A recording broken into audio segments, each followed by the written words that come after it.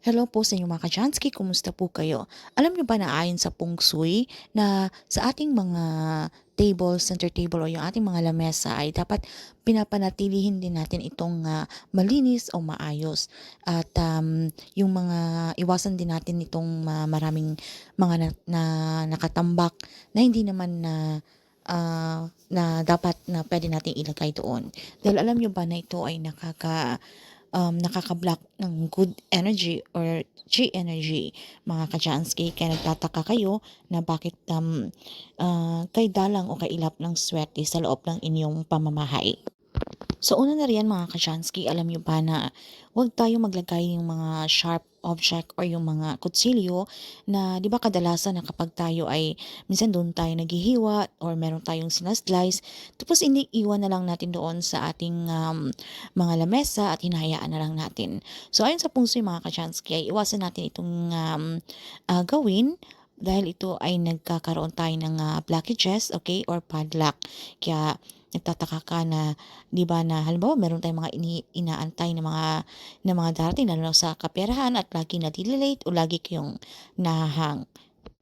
At iwasan din natin maglagay ng kung ano-ano mga ka-Chansky na halimbawa naglalagay tayo ng mga papel, 'di ba? Yung mga hindi na natin mga ginagamit, 'di ba? Minsan hindi natin napapansin na doon natin tinatambak yung mga kalat natin at iniiwan na lang natin or 'di ba minsan yung mga wire na hindi na natin ginagamit. So, alisin po natin 'yan mga ka-Jansky, okay?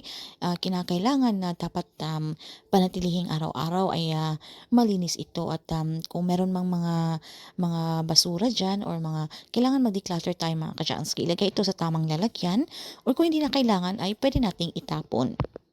Tsaka yung mga basag na mga salamin, okay, or yung mga basag na mga baso na nilalagay pa rin natin diyan at hindi natin itinatapon pa kesyo puwede pang magamit. So, alam niyo ba na isa ito sa pinakamalas na maling ginagawa natin. So, kung meron kayong mga basag na mga halimbawa salamin at 'wag na 'wag natin itong ipatong doon sa ating mga lamesa.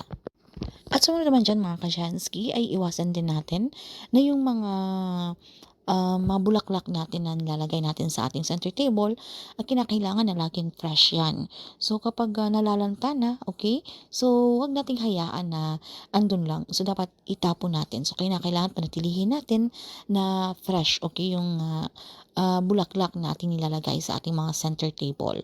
Dahil ito ay sumisimbolo lamang ng mga stagnant, okay, na kaya tayo hindi umuusad, okay, sa ating pamumuhay dahil na nakakaapekto ito sa daloy ng enerhiya sa loob ng ating pamamahay. So yun naman po ng mga ka-Jansky, so kinakailangan na panatilihin natin itong malinis at maayos dahil ang malinis at maayos na ating mga lamesa or hapagkainan ay ito ay nagpo-promote, okay, ng welcoming atmosphere. So magandang vibes. So nakakapag-isip tayo ng maayos, 'di ba?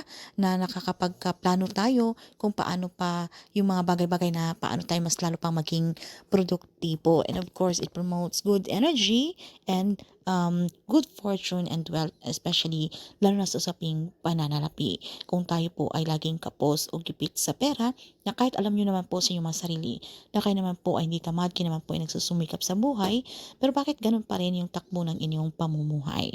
So, kung malakas po ang inyong paniniwala at saka wala namang masama mga kasyansky kung atin pong itong susubukan. At wala pong mawawala sa atin kung atin pong itong susundin. At ang pagkaroon ng maayos at malinis na pamamahay at especially yung mga miyembro ng pamilya na nakatira dito ay sila ay nagmamahalan, nagkakaisa, nagtutulungan. So, kahit ano po mga problema ang dumarating sa ating buhay ay hindi po masyadong mahirap, okay? Na ito po ay magkakaroon agad ng solusyon dahil meron po tayong pagkakaisa. So, yun lang man po, mga ka-Shanskit. Maraming salamat sa inyong walang sawang pagsuporta dito sa ating channel. So, good luck po sa inyo and see you again on our next one.